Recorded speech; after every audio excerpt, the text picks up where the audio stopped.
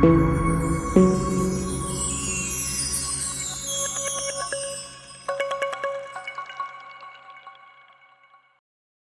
welcome back. In today's video, we are going to see how to set the Grub boot image in AntiX Linux.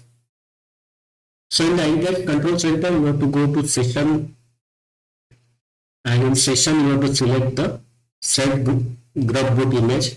So only PNG files, PNG picture files are allowed. So click on that, and then it will open up the file manager. In the file manager, go to the file system, and in file system go to user share wallpapers, and you can select any wallpaper. And if you have got image in any other folder, you have to navigate to that folder, and you can easily pick up the PNG files and set it as a Grub boot image.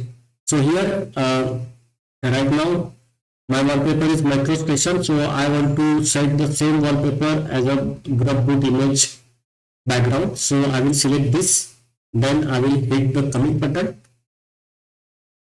and it will set the Grub boot image background.